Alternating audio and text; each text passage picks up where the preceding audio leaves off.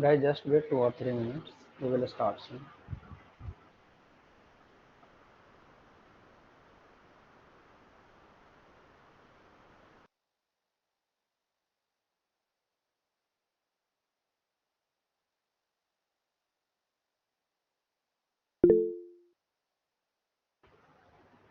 Guys, just wait 2 or 3 minutes. We will start soon.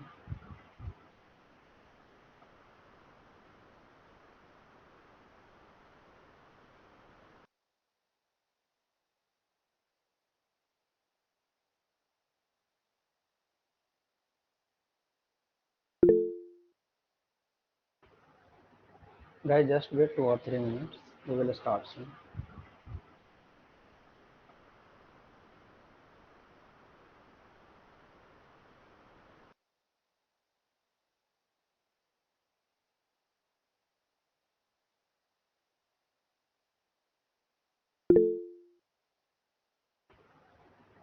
Guys, just wait 2 or 3 minutes. We will start soon.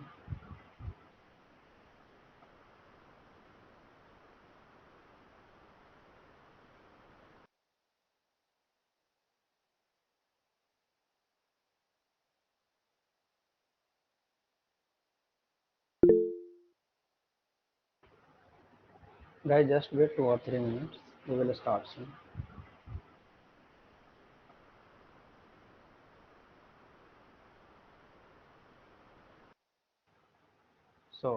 Good afternoon, everyone. Myself Anand Kumar, Secretary of Blockchain at IIT BHILAI. This is the online summer blockchain bootcamp, and this is the season three. Guys, So just we wait already 2 or 3 covered minutes. We will start soon. the blockchain in season one and Bitcoin technical details in the season two. And today we will talk about finance and technology with Bitcoin. Good So, afternoon, everyone. welcome to our Myself Anand Kumar, bootcamp season. Secretary So, of today we Blockchain at have IIT a BHILAI. special guest Who this is is the online expert summer in the blockchain field of bootcamp, Bitcoin, and this is the so he will be sharing his insight on with us. Just wait for 1 or 2 minutes. He will be joining soon.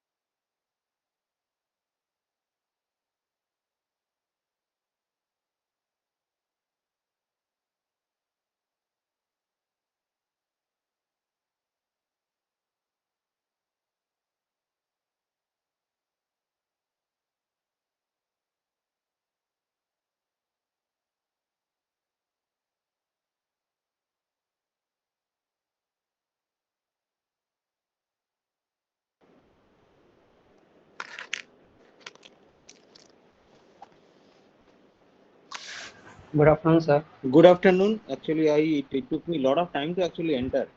Just a second. Let me see. Oh, yeah. There's some problem with the Safari and all. Okay. Okay. All right. Yeah. So maybe I can start now, right? Yes, sir. Okay. All right. All right. Good. Just let me just open my.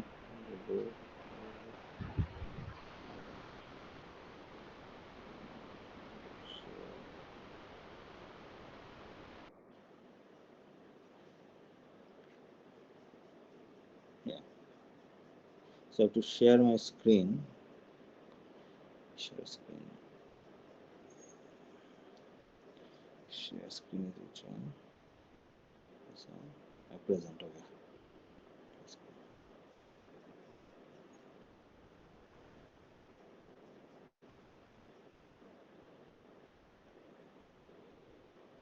Sorry, an error has occurred when screen sharing. Can't share the screen.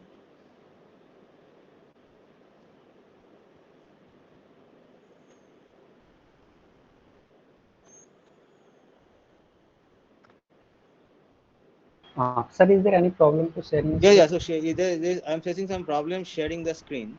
Let me. I don't know what is the issue.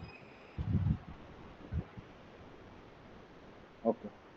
So I'm trying to share the screen, but it says that what is the problem? It says that sorry, an error has occurred when screen sharing. Now, Okay, let's see. No, same thing. Gmail or email. Let me see if I can connect to some other mail.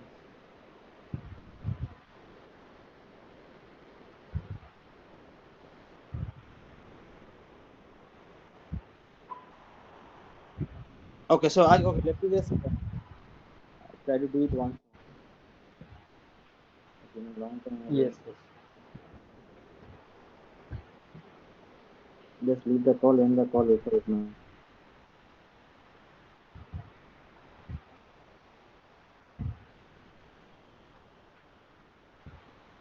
Just wait, guys. Sir is now again rejoining.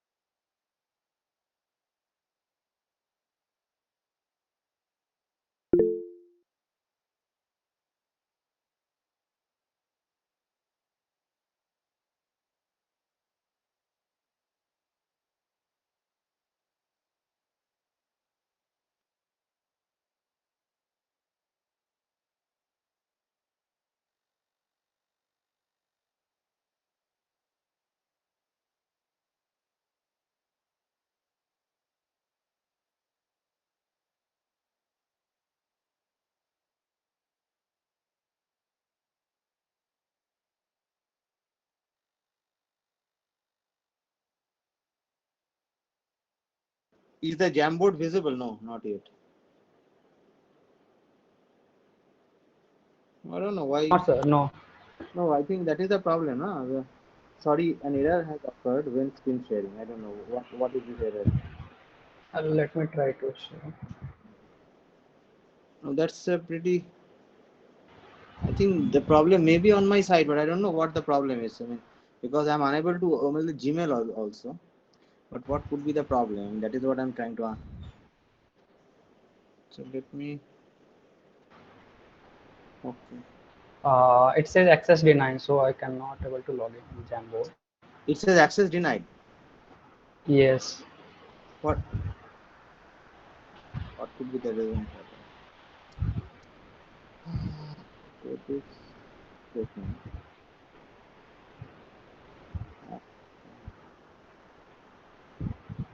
So okay. So is there any talk at 4? Uh, Before this session. And after 3 to 4, because I'm already lost 10 minutes. I'm just thinking if I can have 10 more minutes. Yeah, no problem. Okay. No. I think that there must be some issue in here.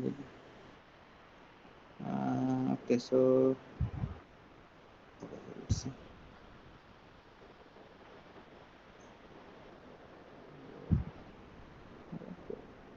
So I have sent you the request issue. So Once again. if you can give me that. Yes. No, that is no. Actually, what happens is that when I'm trying to open my Gmail, it is kind of taking a lot of time. So which means that there is some issue with this Gmail. But what else can I do? I can actually. What else can I do? What else? What I can do is I can go to this.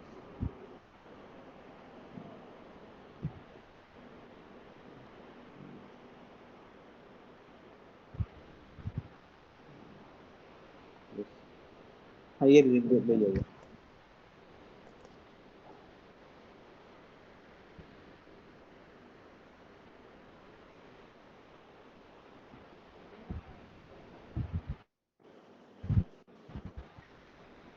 It's very difficult now.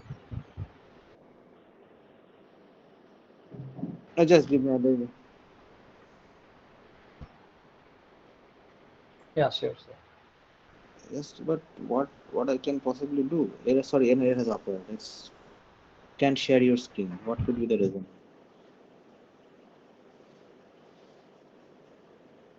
Okay, let me just.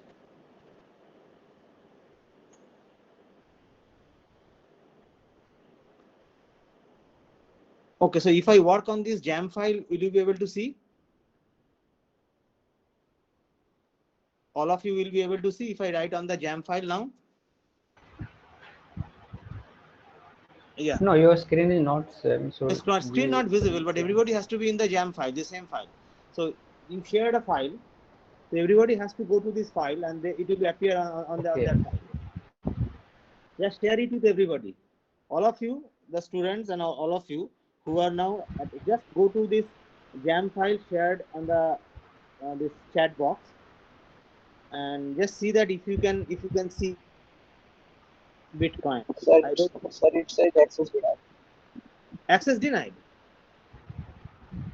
Okay, share. Okay, let me see share. Let me see what happens. Okay, all right, ठीक है. Anyone with the link. Okay, now I just made it anyone with the link. Can you see this now? Yeah, I see some people have joined. Yes. Wait, sir. Yeah, but still it is pretty awful now. Okay.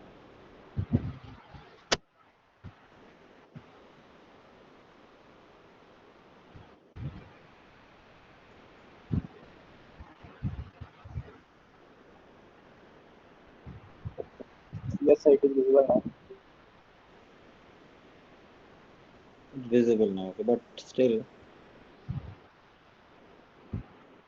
too bad. I mean, I'm so.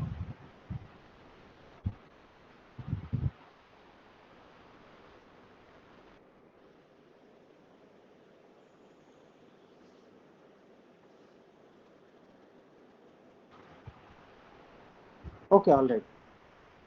Let's try to do it with this jam file, but this is also not a very yeah. Okay.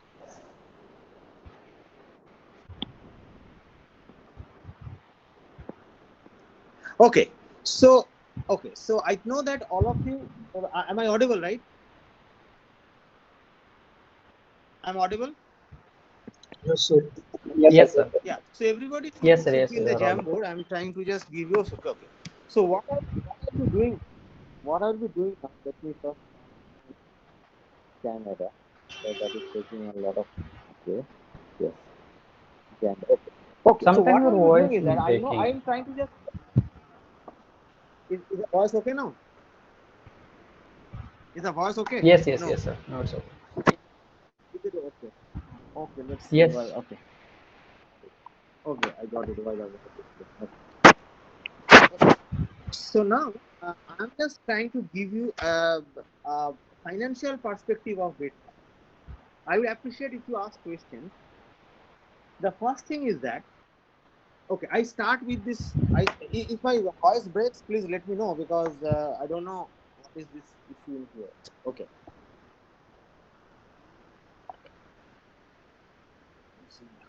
Okay. Okay. First thing is that my first question is that what is the real motivation behind the discovery of a cryptocurrency, namely Bitcoin? So I'm writing it here.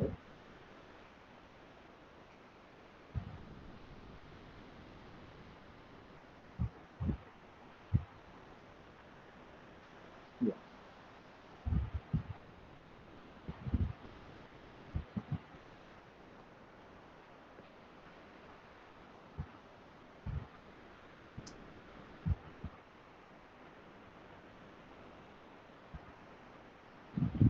So what is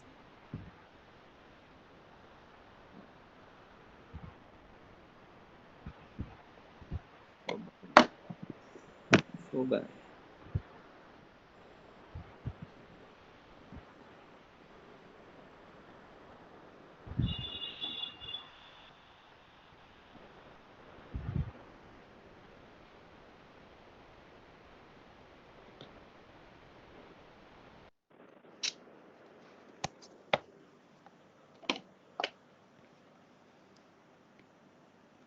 I don't know what is.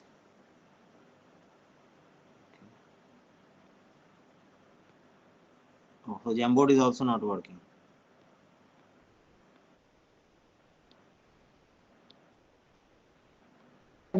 If you have any slide, then you can share with us, so we will Oh no, it's okay. Okay. sharing here. No, I don't have the slide because what the thing I will be talking about actually not in the slide.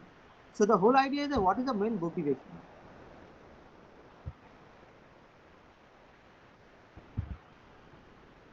What is the main motivation?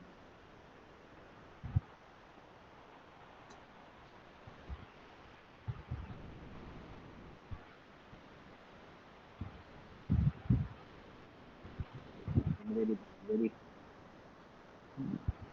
Okay, just let me talk. I mean, what is the real main motivation behind the discovery of Bitcoin?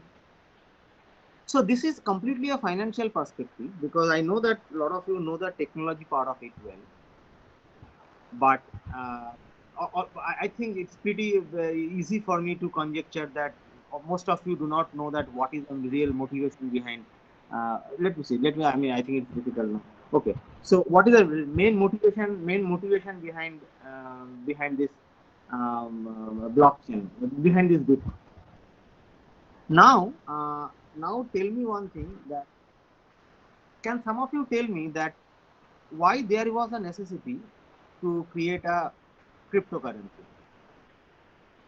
Can some because was it something that happened during the time it was discovered? By the way, Bitcoin first transaction was done in November. Anybody knows November 2, 2009. First block was created November 2, 2009. The paper came October 31, 2008. The paper Bitcoin paper came October 31st. You can take note actually. I'm sorry that I could not give you exactly what I wanted to say because I prepared anyway. I don't know. Okay. Now, this is the one. And then October 2008, October 31, the Bitcoin paper, that is the decentralized cryptocurrency, first came. November 2, 2009, the first Bitcoin block was mined. And what is that block called? What is Genesis block. Yes, that block is called Genesis block. And November 12, 2009, that is 10 days later, the first real transaction has been committed, which is from this pseudonym of Satoshi Nakamoto to Holfin. But to my mind, I'm going to give you a very different perspective of Bitcoin. I think that this is very important because what is the financial motivation behind discovering Bitcoin? Because I can tell you one thing, that the real motivation for any technology, or for that matter anything we do, is economic, to get economic resources always. So anything that you do, if you cannot connect it to economic output, I think that what you are doing is probably waste of time. So in the same line, on the same line, if I say that what was the economic motivation for Bitcoin, and it is not so easy, and it is never almost discussed in the class, especially in BTech. Perhaps in management course or economic classes, it is discussed. I don't know how much they'll be able to give the correct motivation. So now, so it was a Genesis block, but the question is that why? What was the motivation for cryptocurrency? If I say, although I will not be using the word cryptocurrency anymore, I'll tell you why. So, can somebody tell me what was the real motivation behind the discovery or occurrence or generation creation of cryptocurrency? What could be Maybe transfer some money without revealing any privacy. without anonymous transaction? But if you do Yes. cash transaction in the mainstream financial sector, it is also anonymous, right? Because your fiat currency is also anonymous. Maybe For for this, cross-border transaction, it will take less time. Cross-border transaction, it will take less time. See, these are peripheral motivation. These are all byproduct.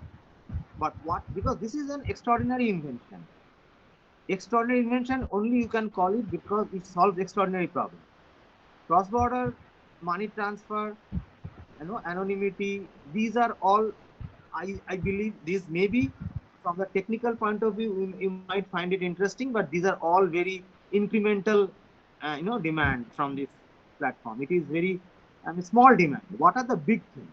Big, that is a big blow that Bitcoin discovery brought into picture. Or what was the big motivation that the Bitcoin inventor, that is the pseudonym of Satoshi Nakamoto, had?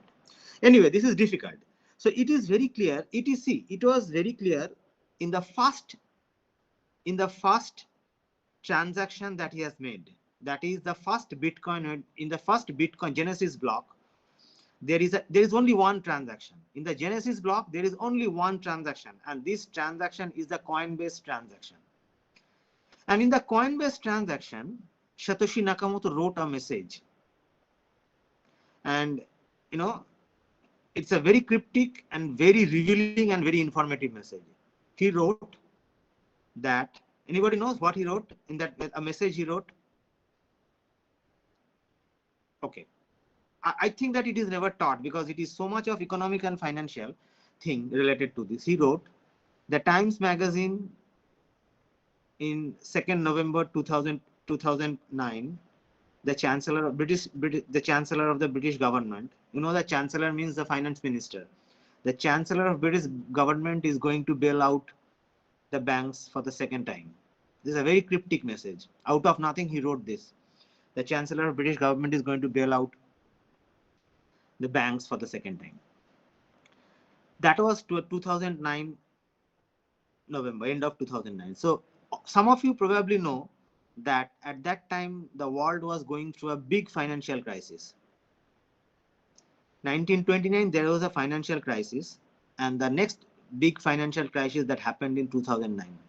Very coincidentally, I was there in the US actually at that time. I lived in US from 2007 to 2014, 2012. So I was able to actually see how what the financial crisis means. India did not at that time the growth of India, the economic growth of India, what about 8%. The UPA 2 government was running, it was about 8-9% growth, and in USA it was recession. What does it mean? Okay, so the idea is that okay, I don't go into the reason for the financial crisis. I am trying to say is that at that time there was a financial crisis going on, and the US government, which is the epicenter of world economic activities, they were bailing out bank after bank. And what is the meaning of bailing out the banks? Can somebody, what is the meaning, what is the basic problem in 2009 that happened in 2008 2009, the financial crisis? India was immune to that because Indian, the all these things are mostly unstructured sectors. Unregulated, unstructured, and informal sector. So they did not actually face this problem that much. So what was the crisis? What was the big problem was the crisis? And it was understood later on that the main motivation for Satoshi Nakamoto to invent this platform is financial. It is not about anything technical. But what was the crisis? What in one or two words, in one or two sentences? Okay, in order to understand the crisis, one has to know, that normally in the uh, mainstream system, how money is created, because it is all about money, right? So how money is created? By Anybody creating knows or how by money is created? resources, Huh? by resources or by printing, like we change resources into money. Okay, so money is created. The creation of money is a complicated process, but very in a few words, money is created. Okay, so first of all, tell me, before you understand what money is. Money is a very singularly most magical and ambiguous and mysterious thing in the world. Why? So tell me one thing, that every person in the world has some property, always has some asset.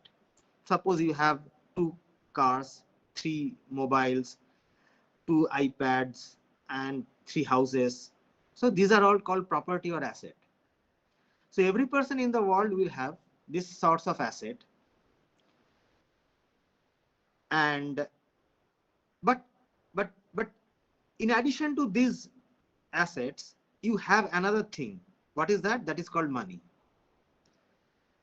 So all these things which are which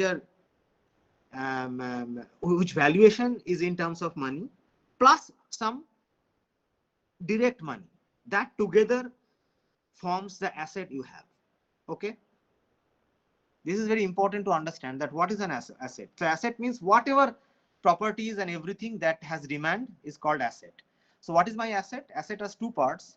One is a money asset, which is direct money, and the other is non-money asset, which is also evaluated in terms of money. So I have, say, if I say I'm worth $1 million, which means that I have $800,000 of asset plus money $200. So money is, and the money has no intrinsic value. So why do I need money? First of all, every asset, if I ask you to, if you have crop, you have food, you have cars, you have houses, you have mobile phones, you have computers, you have cameras, you have whatever, all these assets, plus some very mysterious thing called money.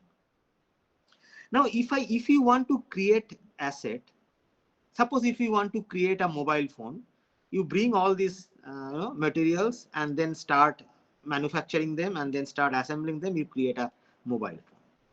If you want to create a house, you just get a lot of bricks, cement, sands, etc., and you create a house. So this is your asset, and people value it, like, say, this house is worth $100,000. But now this money is part of it. Together everything is, if you're $1 million worth, part of it is actually direct money, which is just as a paper note which is worthless. But now, how to create money? I know how to create all other assets, but how to create money? And why do I need money? Suppose I have, say, $1 billion my property is worth, but I don't have any money. Will I be able to survive in the world? I want it to be a little bit more interactive, because will I be able to survive? Suppose I'm much more richer than you are, but I have all these properties like, non-money asset. Will I be able to survive? Suppose I need tomatoes, rice, oranges, fish, vegetables to eat. How can I be able to buy all these things, even though I am a very rich man, a rich person? So I need something very, very interesting thing called medium of exchange, which is money. But the question is that how to create money? That is very important. Everybody needs money, no matter how much property you have. It is of or completely useless.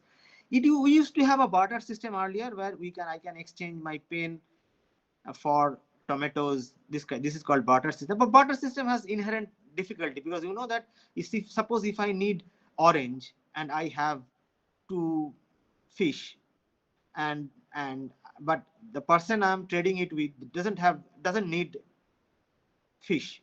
So how he has apples, maybe I need it. He has apples. Yeah, it has double coincidence, correct? So if that particular person has to need fish, what I have, and I have to have apple, what he has, but that doesn't happen. So that is why I need a medium of exchange, and that's where the whole entire economic machine is actually hit on its head, turned on its head. It's very interesting. But what is this money? That is of no use, but it is very useful. So what happened is that then the society suddenly realized that yes, we need a medium of exchange, and that intrinsic value of it should be very less, but it will be used for exchange of commodities and asset and various products, objects, etc. But who can create money? If everybody is creating money, then everybody wants to create a lot of money. So then they decided there has to be a centralized agency which everybody has to trust, and this only have the ability to print money, create money, nobody else, and everybody has to trust it. So that is why I called there are 2 types of money: centralized money and decentralized money. I don't want to call it cryptocurrency, virtual currency. No, nothing is. Money is money. But one is a centralized currency, and the second is a decentralized currency. The discovery of decentralized currency happened in November 2009 with the first Bitcoin block mined. It is such an important and historic, very, very important moment in the human history, November 2009. But anyway, I'll come back to it, why there is a need for decentralized money. Nobody knows. Very people know. They pretend to know this, but it is not easy until you know the real economic motivation, not the peripheral motivations like this, the small properties. What is the big motivation? And this big motivation was encoded in this one cryptic line, that the chancellor is going to bail out the banks for the second time. What it means, people only learn to know later on. Anyways, so this is now there is a bank has been created, which is called a central bank, and the administrative power has been given to him. This is the only entity in the entire country who has the power to print money, nobody else. So there's a difference between you, me, government, company, and central bank, that nobody can create money except the central bank. Remember, you have to be very careful that human beings and agencies and organizations, they are all treated equally.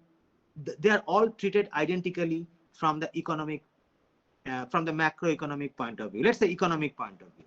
Why? Because everybody has a balance sheet. They have asset. They have they earn some money. They take loan. they spend some money and their balance sheet is created. So agencies, governments, humans are all treated identically because I earn, I spend, and that is expenditure. Like government also. But this central bank is not government. Very important thing. A very particular agency which is given the mandate that you are the only one entity in this 145 or billion people and agencies. Only one entity will be able to print money, nobody else. But that creates a lot of issues, a lot of interesting things that we should study. It was not there in the barter system. Otherwise, you will not. Okay. So now what happens is that, but the question is that, now what is called a property or asset? Can somebody tell me what is an asset? Or what is an asset? I told you, right, that everybody has properties. Everybody in this world. You may have small property, you may have a lot of property. All the property you have can have a value, can have a price tag, can have a ticket associated with that, which shows the price tag. A part of it is money. Most part of it is non-money. But tell me one thing, that what is the definition of an asset? I will be very happy if anybody knows that. Just let's take a story. What is the definition of an asset? For example, I am a master in mathematics. So I can teach, I can give a service.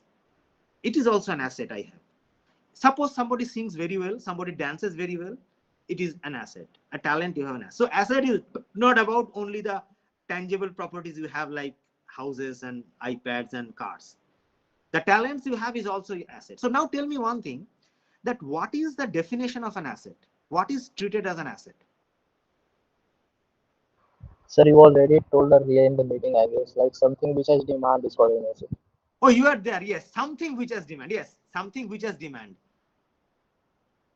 I don't know. I have talked to people off and on about this thing. Okay, yes, everything that has a demand, everything that you create has a demand is called an asset, and that can get a price tag.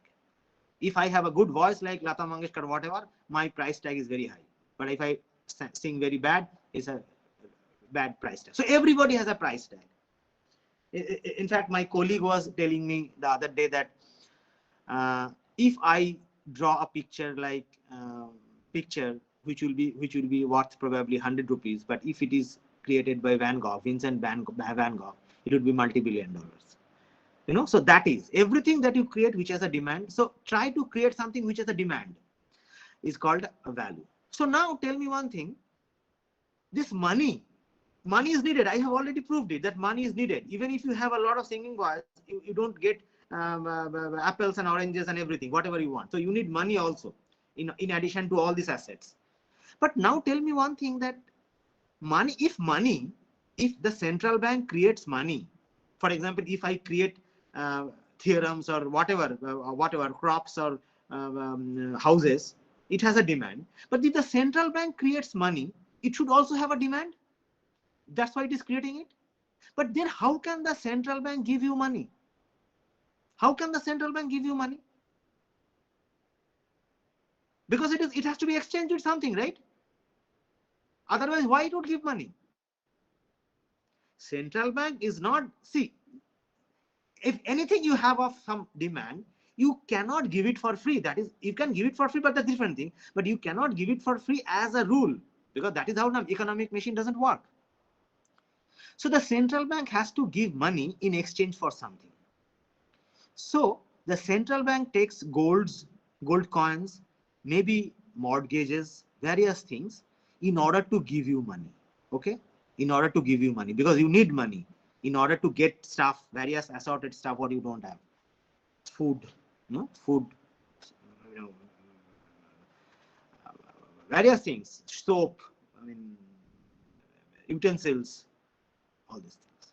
So that is how this is the big picture of a normal mainstream centralized economic system. Is it okay? Anybody has some problem? The center, suppose it is prior to 2009 November 2, but everything has changed upside down. 2000, but before that it was the system that there's a central bank in every country. They print money and they take mortgage in some sense, and then give you money, and somehow they bring money into circulation, people get it, people buy it, and that's it. Is this system clear how the normal economic system works? Okay. Now tell me, now I go to a little bit of details. Details is necessary. Now, can somebody tell me, this is very important, because if you want to understand Bitcoin or any cryptocurrency, you first have to understand you have to know the answer for this one important question. That 10 years ago, the total amount of money created by RBI, the central bank in India, I don't know the exact figure, but let's say it is, say, 10 trillion rupees. Today, 10 years down the line, the total money in circulation, total money that created by RBI is, say, 20 trillion rupees. Okay? So the amount of money in circulation is only increases day by day, only increases going forward, always, which means that RBI prints more and more money as they go forward, and those money come into circulation, which means new money is created. It has to be created. I don't go into the details of why it is necessary to create new money. Can somebody tell me why it is necessary to create new money? And why RBI creates new money? First of all, do you agree with my assertion or with my assumption that the amount of money in circulation today will be much less than the amount of money in circulation 10 years hence? Do you agree with this? Anybody want to dispute it? No, because RBI, okay, because RBI from time to time, RBI creates new money. Because it is the only person who can create, nobody else. That is the difference between you, I, government, parliament, whatever, the CBI, FBI, whatever, with from RBI. It has only power to create money, and this has a demand. So it takes some mortgage, something, and then brings the circulation. That is the thing. Now we have to really understand a little bit of details that how RBI creates money. Because so now you can understand that this is called a centralized money. Why? Because out of 145 billion entities. Why do I call 145? Because Indian population is 150. Why do I call 145 billion? I just rough figure. What I'm saying, because India is now 141 million, 1.41 billion people. But why do I say 150 entities? Because from the economic point of view, people and the organization are same thing. A government is also same thing, and my account balance is also same thing, because everybody has a current account. Everybody has spent something like that. So, but only RBI as an entity has the power to do that. They could have given me that power also, so I could print, but they have given it to RBI. But now question is that something details. At what time, when RBI feels the necessity to print money? Why? This is important. This is very important, because this is never taught in the cryptocurrency course and from the technical point of view. I know that you will be able to learn the technique very easily. But why it is so? How? When RBI prints money, new money? Because so when number of assets increase. This is actually compared with the mining in Bitcoin, right? In Bitcoin we mine and we bring new money into circulation. The same way RBI also mines new money, and it actually transferred into the into circulation, so that people will have it. Hey, Ujjwal, right? So why do they do that? When do RBI print money? When assets increase. Very good. When assets increase. Okay. But tell me one thing, that if assets do not increase but still RBI prints money, then what happens? Then prices rise. Yes, it is called inflation. This is called inflation. The meaning of inflation is that the thing is that the more valuable product value you create in the economy, the RBI is actually create more money. This is a perfect answer. Because now tomorrow you come to my office and I say that, see, I have created a new gadget, and I find that there's a demand for that, which means that I have actually brought new value into the economic system. So RBI has the fiduciary duty, holy duty, to actually create more money so that it can be purchased, it can be exchanged. So that is how the economic output is actually created. This is a very high level. This is a correct answer.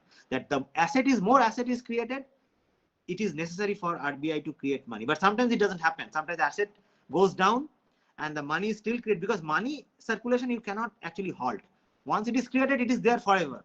You cannot actually, it's not possible to actually bring back the money. Demonetization is a very different thing. You get that point, because if the total money is always increases. But anyway, now I want to go to a little bit of details. That tell me one thing, that when asset increases, how does RBI come to know about this, and how do they do this? This is important to understand the motivation for Bitcoin. Can somebody tell me that? I think Ujjwal Raj has correctly pointed out that if there are productive people in the society like you, me, and all the people who create a lot of products every day, and we actually contribute, the entrepreneurs actually contribute to the economic output, so Indian wealth increases, and so is the amount of money. Suppose Indian government has decided that okay, 20% of the entire asset will be in terms of money. So if the total asset of India is say 5 trillion, which is didn't achieve yet but probably would achieve, then RBI has decided perhaps that 20% of the total asset I will print money. So 1 trillion money. So total 5 trillion, 1 trillion money will be there, something like that. Okay, so but tell me one thing, something detailed, that how do RBI come to know that asset is increased in this 140 billion, 1.4 billion strong country? How do they come to know that? Which means that exactly when they create money. Okay, so that is where the devil is in the details. That is where the problem lies. You know what happens? The problem or the advantage are the banks. These banks are not RBI. Under RBI, there are various banks. We know that SBI is a bank, ICICI is I think the second largest bank, HDFC is a bank, private banks are there, nationalized banks are there. Okay, and there is one entity, one very important entity called government. Government is nothing but a company or nothing but a human being. Just drill that into your mind. If you want to understand the financial things, which is very critical, and if you understand the fintech or blockchain, for example, you have to understand how finances works. So in this regard, government is just like a company or a human being. It has money, it earns money, it spends money, but it has some duties to perform. So government is no big deal. So it has some duties to perform. The powers it has been accorded by the constitution, the different. So everybody has some duties to perform. My duty is to just come, take class, give exam, write papers, and then do some other advising things, all these things. And government has some duties also in order to keep order in the society and all these things. So it is just like a human being.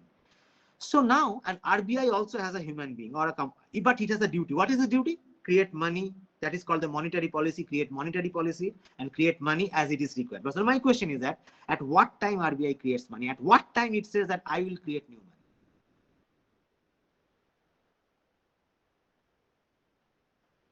Anybody? If you make a wrong answer, if you say a wrong answer, don't be worried about that. Okay, this is a slightly detailed part. Under RBI, various banks work. Banks are very important in our conventional society for the economic machine to work. Banks are very, very important. Without banks, we cannot live. Why? Because see, the origin of all money, that the money means that every month, at the end of every month, I get my salary. The people who are MTechs and PhDs, they get their stipends every month. You know, the origin can be traced to the mint or the some rooms in RBI, which creates money. It doesn't matter if it is a paper note or if it is a digital note. It doesn't matter, but it creates money. But it cannot create money randomly. There has to be a rule for that. Otherwise, things do not add up. The machine would actually go haywire. Would not be able to control it. So it has to follow a very disciplined structure when I create money. It has to, because it has to add up. I create a lot of money, you create less money. That doesn't happen.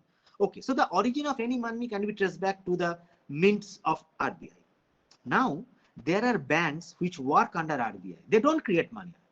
So now, what happens is that the banks are very important because Because whatever money I get, say whatever money, say I get, say 10 lakh rupees a month. I don't get so much money, but let's say 10 lakh rupees a month, I get it.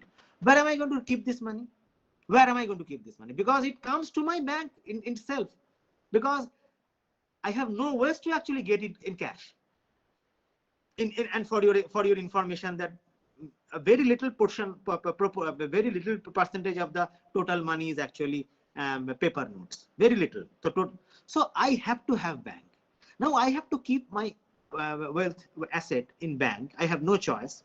And bank says that it is very important because I have to lend money. So there are depositors, there are borrowers, and they work with bank. And this is the fundamental component of our economic activities, the bank, because there are depositors, there are borrowers. Depositors, this money, the bank give it to the borrowers because why the lending money is very important? Anybody? Lending money is the most important part of any economic activity of a country. Why? As we lend the money, it means the more asset is Yes, created, because and if the you do banks not, know. because I have to invest something. If I want to create value, I have to invest something. Where can I get the capital from? I get the capital from bank. And where can bank give me capital? Because bank has taken capital from depositor. Bank has given for depositor. So he said that you give me some deposit, I will give you 5% interest. And to the borrower, he says that you have to give me 9% interest. So that is how the bank gains. Okay? Is it okay, right? So depositors and borrowers, and the lenders are the banks, not the RBI, the middle tier banks, not the central bank. That is where things are getting trickier now. Now tell me one thing, that if bank takes my money, promises me to give me 6.6% interest, and after taking the money, now see, they're so powerful, they have taken millions of billions of dollars of money from the investors. Not investors, but depositors. Now my money is now bank's money. Now bank says, I'm going to give this money to my chachera bhai, to my son-in-law, to my sisters, brothers, fathers, cousin. So now he is distributing this. He's actually lending money to people, not the worthy people who are entrepreneurs or who are serious, disciplined, innovators. He's giving just wasting money. He's distributing money to people, those who are close to him. So which means that the banks do not do that normally. Banks, of course, do not do that. They actually give money who they know will be able to create value in the society. But if they don't do that, then what happens to the depositor? Because I gave you 100 rupees, you gave, I'm expecting my interest 106 rupees after 1 year. You gave it to somebody else 100 rupees and you were expecting 109 rupees, and you give me 106, you earn 3 rupees, but you gave it to someone who completely wasted my 100 rupees. What I'm going to do? He wasted 100 rupees and he left country. Where am I going to get the money from? My money is kind of lost. So that is how several banks have failed in 2008. It is not to the tune of 100 rupees, but to the tune of hundreds of thousands of billions of dollars. So bank has given all bad loans, and people have lost their jobs, lost their lives, lost their entire investment, and all this deposits, everything. This was happening too much time. So that is why, okay, but anyway, I just step back a little, but that is how the economic crisis actually unfolded in 2008, which was a big crisis. Fortunately, I was in USA, but I was safe because I had a salaried job. But my friends who used to be there, they faced a huge hardship, and a lot of people committed suicide. People lost their jobs, and it was mayhem in the economic sector. Okay, now I just want to step back a little and complete this part. Then I come back to the motivation for creation of Bitcoin a little bit later. So now tell me one thing. Still, I didn't answer the question that how RBI creates money. Suppose there's a normal thing. No bank is bad. They are actually giving loan to worthy people. They are productive people. disciplined and energetic entrepreneurs who will create value. If this is the thing, then how money is created? What happens, that the bank, when bank takes 100 rupees from me and yet it has given, say, 80 rupees to some entrepreneur, so 20 rupees it has to keep. You know why? Because it is possible for me to, after 1 month, come to bank and say that give me 20 rupees because I need to buy something, right? So it is called Yes, a yes. cash reserve ratio. So when bank gives loan, it cannot empty its full belly. It cannot empty its full belly of the cash, because otherwise what happens, it is called, when I go to bank maybe after 15 days and say, okay, I don't want to take 100 rupees, but give me 2 rupees at least because I need to buy something. Maybe I have to purchase some gifts and for my daughter's wedding and something like that, give me something. So it has to give me the money. Otherwise, so it always keeps some amount of money as cash reserve. Okay. Now here so now what happens is that when the cash reserve is less, suppose the cash reserve goes below 20 rupees, but the RBI has said that you have to keep a cash reserve of 20 rupees. So then RBI checks that, okay, I agree that probably you have got a good borrowers, good areas of investment, and you have actually already given loan of 90 rupees. So you lack the cash reserve that is required for a bank. I'm going to give you money. I'm going to print money and give you that money. Is it clear? At that point, when the cash reserve goes below a threshold, which is a red flag for the bank, if people come and ask for ATM machine, withdraw money from the ATM machines or the teller or this dispersal counter at the bank, they face problem because they don't have the money. They cannot create money, right? Bank cannot create money. So then they go to RBI and say, see, boss, I have found good areas of investment, which is good for the country, but I have actually now gone below this 800 threshold and I only have 10 rupees of cash reserve right now. I need 10 cash. Okay. So then RBI says, okay, I'm going to give you cash. I'm going to give you cash, 10 rupees, but you have to give me something in exchange for that. So then bank mortgages some of its properties and gets some cash in their exchequer, in their fund, so that their cash reserve is good and they will be able to function correctly. That is how. But now you see that RBI has now created new money because that money they have given it to bank. That is. But now the question is that how did RBI create the money? It is details, of course. Can somebody tell me how did RBI create money? What property that bank gives to the RBI in order to get new money? Because it is all about exchange. What property bank gives to RBI to get new money? Because it needs new money. Why? Because if the depositors come and say, give me some money, how would I give me? Because I have given all the things to my investor as a loan. How do they do this? Maybe RBI takes some gold from the banks. Because RBI is giving money to bank. As I said, that bank bolo, central bank bolo, government bolo, everything is like a human being.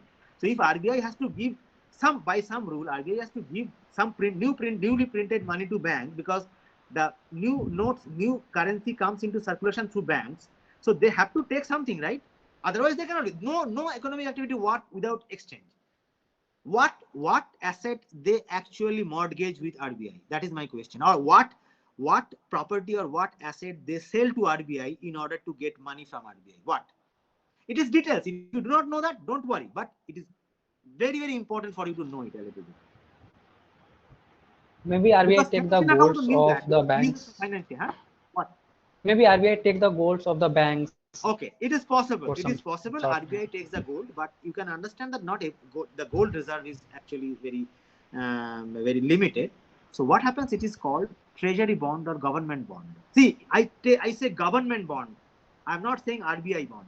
RBI and government are two autonomous entities. Drill it into our mind. So now the important thing for which, see, the society has to run. So RBI has to follow some rules, but it is about exchange. You have to give me something, I will give you something. So RBI usually takes what is called the government bond issued by government, because government is the most trusted entity in our economic scenario. So any bond that government issues bank buys those bonds, and at the time of any necessity, they actually sell those bonds to RBI, so that RBI gives them the equivalent amount of currency, and this is called liquidity. Liquidity means, can somebody what the liquidity means? This is a very chalu term, very popular term in financial things. What is the liquidity? Some of you must know what is liquidity. Suppose I have 1 billion worth of property. You have direct money. Liquidity means the kind of property, say I have 1 billion worth of value, but I can immediately, maybe in half a day, I can get currency from only $5 million out of 1 billion. So my liquidity is only 5 million. So liquidity of any asset is very important. For example, your car is not very liquid asset. It is an asset, but you cannot get the money in half a day. Can you get a money in half a day currency? You cannot. What is liquid? That is your cash. That is cash reserve in your bank. That is cash, which is the liquid. Not your property, not your stock, not your share, not your bond, not your stock reserve, not your mobile phone, not your car, not your house. These are all your property, but it is not liquid. What is liquid? Cash. Cash is because it is immediately available for exchange. Another thing is called liquid cash, which is called government bond. Government bond is also called liquid because it is so much trusted that everybody will accept it. Check is also kind of liquid because it takes maybe 1 day to clear. Check is also liquid. It is also considered liquid. Within 1 or 2 days, if you can convert your asset into currency, it is called liquidity. It is called liquidity. So that is the whole thing. Okay, I'll tell you, Somi Mishra, they're very good question. I'm actually checking it because let me see what are the questions here. Okay. Okay, barter is okay. Yeah, what is government? Yes, very good question. Okay, so now the government, see, government is like me. I need money to support my family, to buy food, everything. Government needs money to pay people, because what government does? Government actually makes roads, right? Government also gives bonuses. Government also government also pays for construction mainly. Today, actually, our new parliament building was inaugurated by the Honorable Prime Minister. So government actually paid, right? Like me, government actually paid to the construction workers and the engineers. So government also actually has some money for the upkeep of that. So how does government earn money? How does government earn money? So government mostly earn money from the tax. Government may earn money from various other sources. Government has stakes in nationalized banks like SBI, 61% stake. Government, LIC, government has also run companies. Government has also, and government, by the constitution rule of law, government also earns money from our tax. But government also pays. Government pays the government employees. For example, the people who work in government sectors like PSUs. Me also, although it is autonomous, but I actually get paid by government. So my employer is actually government. So where does government earn money from? Sometimes it happens that government does not have so much money to pay the debtors, pay the creditors. You get my point? So government has to pay the laborers like me and the construction engineers. But government may not have the money because it earned less than what its expenditure is. Then what it is going to do? Can somebody tell me? Suppose government has to pay millions of dollars to his workers, but it has earned maybe $500,000 and is paid. How does it get the remaining amount? How does it get remaining amount? Let's see, how do you know? Because see, this is the most valuable knowledge that you should know. I always said that everybody should know finances first before they go into mathematics and everything. How does government do? So it can borrow money from bank? Yeah, you can borrow money. Go ahead. Ujjwal Raj, it can borrow money from bank like RBI or SBI. Okay, I think it is quite on the same line. It can borrow money from bank. That is true. It can borrow money from bank. Now, government also borrow money. It can actually, yes, it is actually true. Government can borrow money from bank. And where does the bank get money from? From people, right? Because the economic output is not created by entity. The difference between government and me is that I can create value. The agency or organization cannot create value, no matter if it is government or FBI or SBI or RBI or whatever. Okay, so government actually take loan from bank, and bank loaning money to the depositors like me. Now government take loan from bank in exchange for government bond. What is the bond? The government says, give me some money so that I can pay my creditors because they are asking for money. That is called government debt. Government money. And I will give you back this bond. I promise the bond will give you 10% after 4 years. So I'll give you. So now take the bond. This bond is very trusted. This bond is very trusted because it is issued by government. If I issue a bond, many companies issue a bond, they are less trusted, but government has actually the best of the trust they command among the population. So now this banks, of course, buy bonds and give money to bank. That is how the economic machine works. So these bonds now in turn has been bought by. So what is the form of government bond? Government bond is just a promise. Bond means a promise.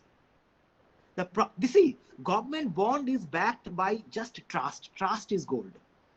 So for government is, so when government, what is the transaction between government and bank?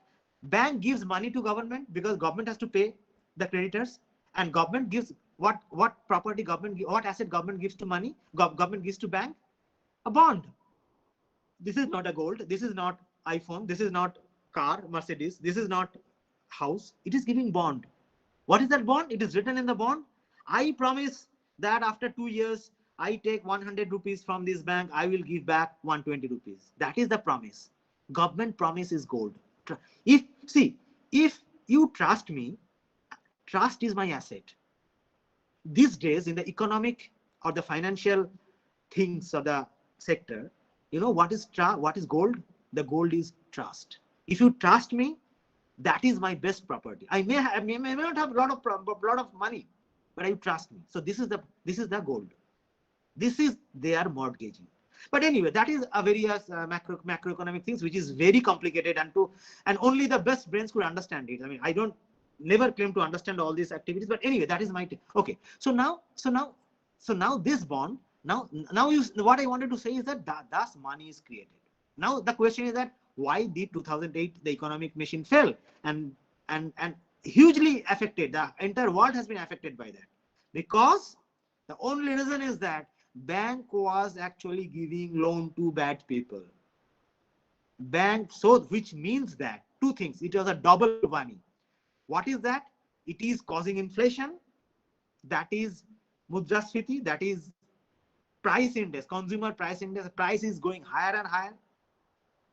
Number two, people do not have money because there is no value being added. So RBI has stopped printing money, and inflation is going because there is no value is actually going down. So this guy called Satoshi Nakamoto, he thought that why am I going to give my money to these irresponsible banks? Why? Because I have no choice. I need money and I have to use RBI money or central bank money. For that I have to go to bank. So now for medium of exchange, can we create a medium of exchange, a value exactly like money, which is a value? Money has a value because it has a demand. Why it has a demand? Because it is the only medium of exchange. That is the demand. So can I create a money like demand, but it is decentralized? I don't have to go to the bank. I don't trust the bank. This was his main economic motivation, to think of creating something of that. Is why he was able to create something so much useful, because he knew the finances. So anytime if you want to be an entrepreneur, if you want to be an innovator, you can never try to change the landscape in a big way if you do not know how the economic machine works. That is, so now they say that now this is his economic motivation. So this is in itself is very important that he understood how it works.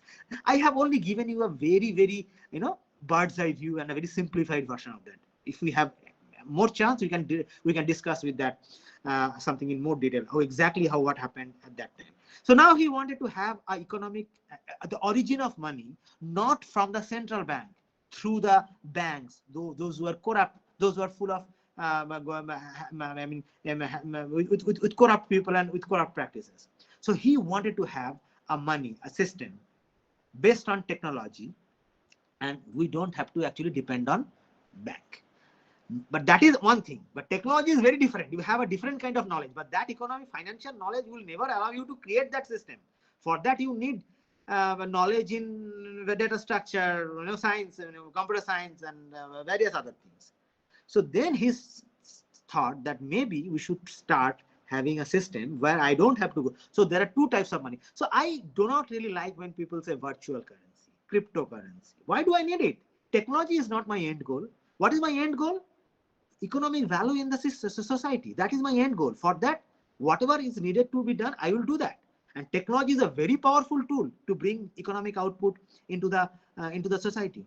So then he started thinking of. Then he used cryptography. Then he used, computer networks, various finer algorithms in computer networks, cryptographic algorithms, and then protocols. All these things are able to actually create this one. So that is why that was his main. So when you say that it is a very good technology, the guy who created that, he never thinks that it is a good technology. He thinks that I have solved a financial problem. That is what is, because how you did it is actually material, but you did it. A very important breakthrough you have made, but all you are satisfied about is that you have solved a problem in the society, and society is all about the finances and how the assets and the wealth flow distributed. I think that this is the thing that I thought that not many people understand, that what is this financial motivation for cryptocurrency, because if you do not have the correct motivation, how would you know that what problem is to be solved? Okay, so I think any questions? I don't want to go into the technical details of how Bitcoin is finally created using various other things. I mean, technologies, cryptography, data structure, distributed systems. I don't know. I have one question. But any question? I'm actually willing to answer questions. Yeah, I have one question. So Yes. you already said that the over the time the asset is increasing and the supply of money is increasing over the time. Okay. Yes. But yes. in the Bitcoin there is a limited of coin. So how Bitcoin survive? That's a good question. Bitcoin is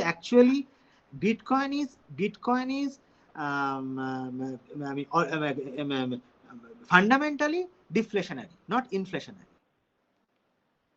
Bitcoin, that is why Bitcoin is to be considered to be an asset, mainly an asset, more of an asset, because okay, can somebody tell me what happens if RBI does not print money? What happens? What happens is that today inflation will increase. What would increase? Suppose the asset is increasing, but RBI is not printing currency. What happens? Prices fall, deflation. No. Yes. Price will not fall. Price will increase. Actually, the price Yes, will fall. inflation will Not an increase. issue. But the currency will actually, everybody will be holding currency. They will not sell. They will not go and buy exchanging currency, because they know that if I hold currency, it will be of more value 10 years down the line. If I know that today's 10 rupees is tomorrow's 15 rupees, normally what happens? Today's 10 rupees is actually tomorrow's 5 rupees. But if it is the opposite, like deflationary, like today's 10 rupees worth is actually today's 10 rupees worth of asset is tomorrow's 5 rupees worth of asset, which means it is deflationary. But there is no money, so demand for money will be more and more, so much that money itself has become an asset and nobody wants to spend it. Everybody wants to keep money in their locker or in their vault, because they know that if I keep it, its value will actually increase because it is in high demand, right? But otherwise, everything is so. That is why small amount of 2 to 3% of inflation is always necessary for the economic system to work. 2 to 3%. India is now having 4.47 inflation, which is okay, which is much better than what was 5 months ago. 9%, 10% inflation. In Pakistan, there is 43% inflation. Turkey, a few months ago, there was 93% inflation. Can you imagine? Okay, so anyway, so now this is true. What I think Anand has said, that that Bitcoin is intrinsically deflationary, which means that if Bitcoin is to be a legal tender, which is a currency, then Bitcoin's value will actually go down. Bitcoin's worth is actually go down. One Bitcoin will be much more worth tomorrow. That is true. So that is why I say that Bitcoin, as far as I understand how things work, Bitcoin is perhaps more of an asset if there is a demand for that, and less of a legal tender, because it is inherently deflationary. But I think that Ethereum is not deflationary; it is inflationary actually, because there is no end to the number of ethers that could come into circulation. There is unlimited supply in it. There is unlimited supply. So ether is actually the property-wise. From the property-wise, ether can be used as a. I don't know whether people accept it or not, but ether probably is a better stands a better chance to be an legal tender for a country or worldwide than Bitcoin, because Bitcoin has deflationary, and we need inflation. Otherwise, people will only hold Bitcoin. Will be a more of a digital asset than a currency. That is true, but this is my perspective. Economic things are very open-ended. We may, if I learn more, I'll share with you. But at present, I think that it is more. It is a digital asset because it is what is going to go high, go up and up. Questions? Any questions? Random questions? I just a bit one. I have just one more question. So yeah, go ahead. This comes from my curiosity. So the rewarding, like the Bitcoin rewarding is halving over the 4 years, right? After the 4 years. Yes. So after the some time, so the like the rewarded from the Bitcoin network is like finished. So after the mining of all Bitcoin, so will the end of Bitcoin mining lead to increased centralization of mining power? Okay, first of all, when the Bitcoin currency will be stopped, currency circulation will be stopped, which means there will be no more currency come into circulation. It will be, yes. So then what happens is that suppose the gold reserve in our world is actually limited. So there is some point in time in the future when there will be no more gold that could be mined from the gold mines. Similar, but gold was actually a medium of exchange for a long time. But we required more and more gold in order to actually go for exchanges between various assets. So the amount of gold was inadequate to have a good distribution of exchange this currency. So that's why it stopped using gold as a medium of exchange. But gold has all acceptance. Everybody can accept gold. Everybody knows the value of immediately. So it is a very liquid. The liquidity of gold is very good. So you need a liquidity in the currency, liquid cash as a cash, liquid cash as a gold. So Bitcoin will remain as a liquid cash if they want, but ultimately it would stop. Okay. So if I just go the little bit technical details, so nowadays like miner will get the reward and plus the transaction fee. Yes. So like how will the reducing block reward? See, like transaction if the fee block is not the new money, like, right? Transaction fee is not the new money. Only the mining fee is the new money. Because I need new money to be in the circulation. That is the mining fee. Transaction fee is just a readjustment of the accounts. Okay, yeah, go ahead. So will transaction fee be sufficient to maintain the security and stability of the network after the Bitcoin, if Bitcoin is because stops producing new coins. After Bitcoin stops producing new coins. Yes. See, yes. I want to take it from the macro level. Macro level means the total level, I mean totality. So after the number of coins has been fixed, so they will only change hands, right? There will be no new coin will be generated. So they will change hands based on some condition. Okay. So there will be. So maybe the miner will increase the transaction fee. No, the question is that if Bitcoin is in demand and the Bitcoin, no new Bitcoin is being generated, then the Bitcoin's price, Bitcoin's value has to rise.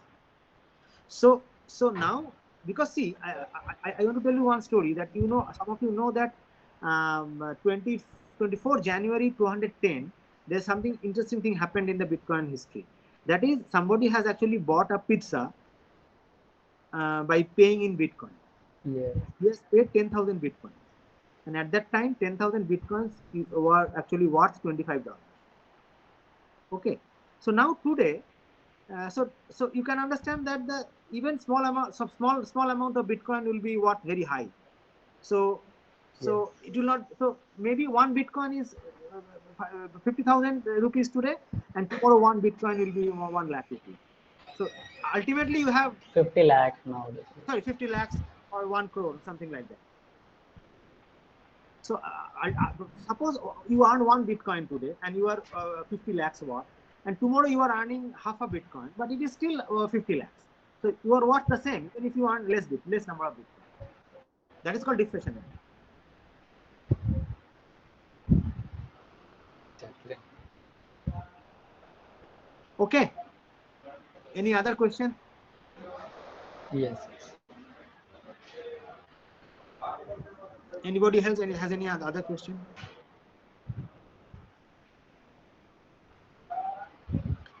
Yeah, I think that now we'll be able to make sense of Bitcoin as a financial instrument, and then you can think of creating more different kinds of payment systems or trading platforms. The way, I mean, a lot of things could be done. Yes. Because now you'll be able to know that what is CBDC, what is digital rupee. That is very important. So Yes, yes, Bitcoin yes. and digital rupee is not a decentralized one. Digital rupee is using the Bitcoin interface and Bitcoin platform, but it is the origin of the rupee is still RBI. What is important is that the digital rupee or e-rupee, which comes directly from the RBI's daily to your account, to you, without any wallet, to your wallet, without any intermediary. Because whenever there is an intermediary, you spend commissions, right? You spend commissions, pay rise fees. Anyway, I think that this is from the this is an interesting, very interesting area. The finances are an interesting area. Blockchain is interesting because it solves financial problems. But main thing is the finances. How all the financial instruments work. Very intricate. I just try to give you a very bird's eye view because I know that people don't know this much.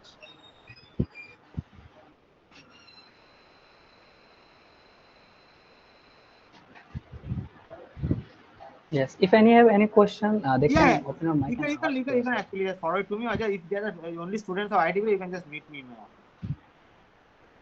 Okay. Okay. All right. Bye then. Okay. Thank you, sir. Any question? No. Okay. Bye.